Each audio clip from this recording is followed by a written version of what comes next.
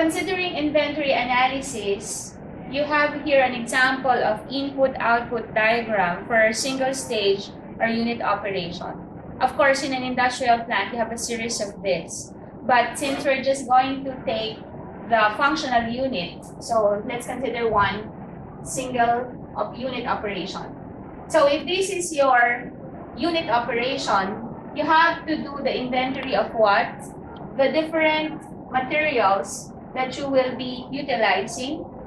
Also, take note that since we encourage an optimal cycle, we also have here as one of the inputs, the reuse and recycle from another stage. And then this would be the input. To consider the output, you have the primary product here. And as we have mentioned a while ago, the different wastes being generated would also be accounted for. Take note that the energy is also one of the most important components, as well as the process materials, reagents, solvents, and catalysts that would be utilized, which includes, let us reiterate, coming from the reuse and recycle stream. Now, what would be the waste that would be generated? So you have some fugitive and untreated waste in air or as air emissions. You also have some from the wastewater and also some of the solid waste or hazardous waste that would be identified. The LCA components that we have discussed actually have this interaction, one of which would be the scoping. Scoping is when you gather data. This is one important thing in life cycle assessment. You have to gather data from reliable sources. Now, you identify the goal and definition, you do an inventory analysis, you do an impact assessment, and then you characterize the ways that would be related to the impact to be identified. And then, as an engineer, the purpose of having an LCA is to identify the hotspots wherein we define it as the areas with the highest generation of waste, as well as the highest area of consumption of resources. Then what are you supposed to do? You have to give some improvement analysis as well as recommendations on how to improve or how to mitigate these hotspots. Some of LCA goal and scope definition would be the following. This is the hotspots that I have defined a while ago, so you have to identify it. Then you have to do something about it.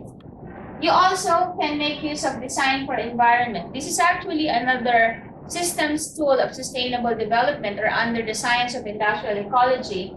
And this is more of the IT component.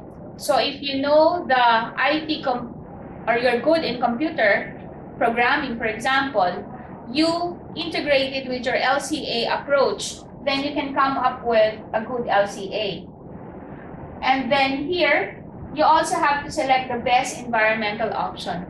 This is where you can apply your knowledge in optimization techniques. So for example, you have different treatment technologies that would address your hotspots. You still have to select the best option. That is, of course, as we have discussed, you have to consider the 3 dimensions of sustainable development: the social, the ecological, as well as the economic impacts. LCA also make use of this, the green purchasing and eco-labeling. Now, the purpose of this is after you have identified, for example, in industry, after you have identified that your supplier of a particular product is already implementing an LCA, or for example, it is already an ISO accredited company, that is where you have to accredit that particular company because this applies this principle of green purchasing and eco-labeling. That is to minimize the repetition of the LCA every now and then. Then you have to do also environmental monitoring and management. The ISO, as well as the all tools of sustainable development would like to emphasize the principle of continuous improvement. The purpose of applying all this is for you to improve your system or your process, and therefore, in order to do that, you have to monitor and you have to manage the emissions as well as the waste being generated. Then, of course, as we have mentioned also, you have to define the functional unit.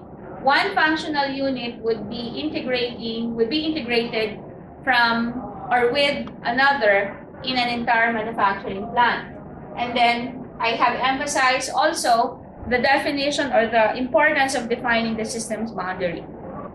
Under impact analysis, you can make use of this as your guideline. So under inventory flows, you have the fuels, energy, material resources, the air pollutants, the liquid effluent, the impact on water quality, and then you have the solid waste. But specifically for the environmental impacts, for example, in the matrix of air, you can identify specific environmental impacts such as acid rain, ozone depletion, smog, global warming. With respect to energy consumption, of course, you burn the energy and therefore that would also have an impact on air. So for the environmental impacts of energy consumption, you can also consider acid rain, ozone depletion, smog, global warming, and of course, resource depletion. But you also have to consider what type of emission do you have from burning the energy. That would also give you an idea whether you need human toxicity to be considered as well as ecotoxicity. So that is how you identify environmental impact. Now, that is specifically done for a specific sub-study of life cycle assessment, which is life cycle impact assessment.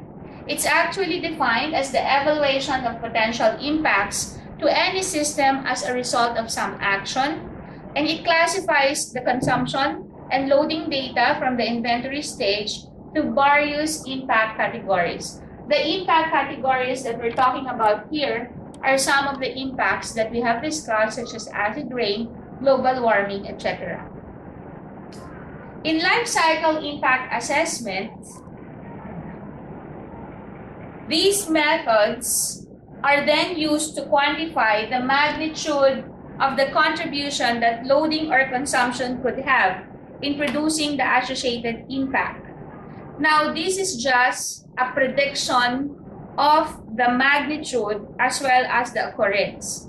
Now, for you to know how to do the inventory types as well as to connect it to the environmental impact categories, I have given you here another table wherein you have the input, the output, and then the corresponding impact category.